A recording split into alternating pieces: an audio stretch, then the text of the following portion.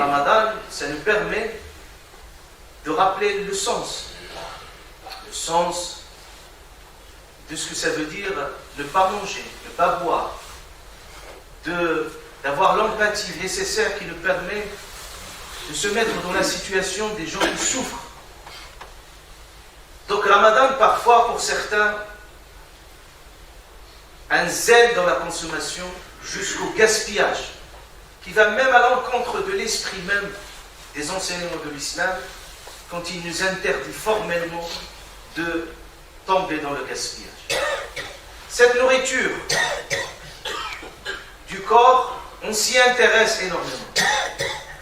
Mais on prête peu attention à ce qui fait le sens même profond de Ramadan, à savoir sa vocation spirituelle et éducative. Même les gens les plus pratiquants, quand ils viennent s'interroger sur Ramadan, c'est une bonne chose. Et ça, c'est une connaissance basique que chaque musulman doit l'avoir, à savoir ce qui annule son jeûne, ce qui est obligatoire, ce qu'il faut faire, ce qu'il ne faut pas faire. C'est les plus basiques des choses. Mais malheureusement, ces questions se répètent sans cesse et à chaque moment et à chaque instant. C'est pas si grave.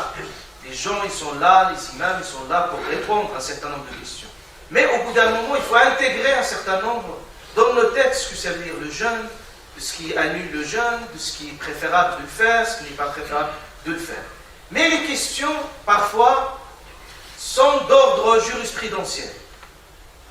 Et peu de personnes posent des vraies questions qui sont liées même à la profondeur spirituelle de ce mois. Et quelles sont les finalités éducatives de ce mois de Ramadan.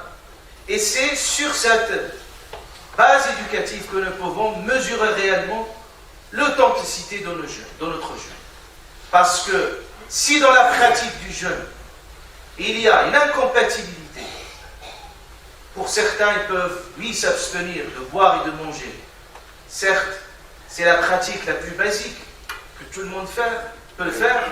Et par contre, parfois dans nos pratiques, dans notre quotidien, dans notre façon d'être, dans notre façon de parler, pendant Ramadan, parfois ça va à l'encontre même de l'esprit de ce que c'est Ramadan. C'est pour ça que c'est très important, à chaque moment, à chaque instant, de se le rappeler, d'avoir ces principes qui sont bien clairs dans nos têtes et dans nos consciences pour que nous puissions profiter pleinement de Ramadan, Inch'Allah. Allah Azza wa Jal, dans un verset très court, qui résume pratiquement toute la philosophie du jeûne. Quand Allah Ta'ala dit Ya ayyuhalladhina amanu, ou ceux qui ont la foi, on vous a prescrit le jeûne. Allah l'a prescrit.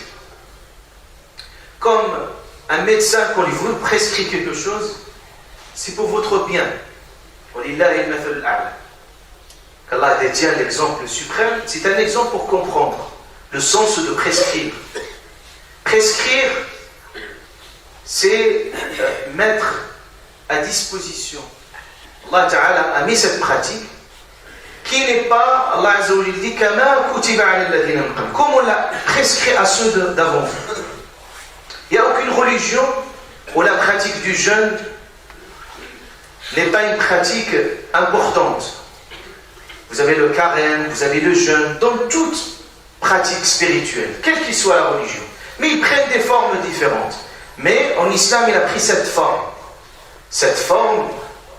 que nous pratiquons au quotidien par rapport à Ramadan. Et Allah Azza wa Jalla l'a voulu, même progressivement, mais il l'a voulu durant ce mois de Ramadan. Allah Azza wa Jalla l'a béni. Pourquoi Allah Azza wa Jalla dit la'allakum tattaqun, pour atteindre ce haut degré spirituel de la foi, à savoir at-taqwa. At-taqwa. At-taqwa, vous ne pouvez pas voir un verset, une page dans le Coran al-Karim sans qu'il y ait un rappel de ce principe de taqwa. Pratiquement toutes les pratiques spirituelles, ils sont censés nous inculquer cette conscience spirituelle qui est taqwa. Taqwa, c'est quoi? C'est cette conscience spirituelle qui nous permet d'être en présence avec Allah Ta'ala au quotidien. cette présence divine. On observe Allah Azza wa Jal de tout ce que nous faisons. Donc, at-taqwa, c'est là cette présence, cet accompagnement. C'est ce radar à l'intérieur de tout un chacun qui lui permet à chaque fois le rappeler, l'essentiel, le rappeler le sens, chaque fois l'aider à progresser et à suivre les enseignements de Allah. C'est pour ça que at-taqwa n'est déterminé ni par un temps, ni par un espace. Il dit le prophète alayhi salatu wassalam, crains Dieu là où tu te trouves. Là où tu te trouves. C'est une conscience spirituelle qui nous permet toujours, sans nos conduites soient dictées par un tel ou par un autre, ça jaillit de notre fort intérieur, de notre foi la plus profonde. فما الذي يغذي هذه التقوى؟ تقوى الله عز وجل.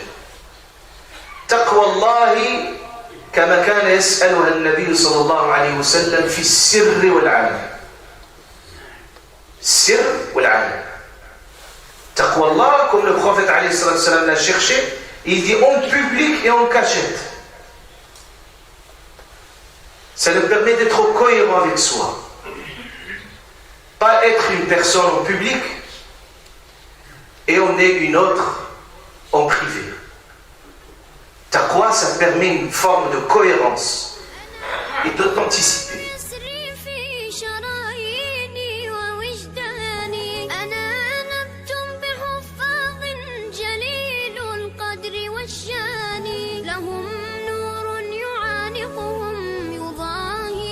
أزمان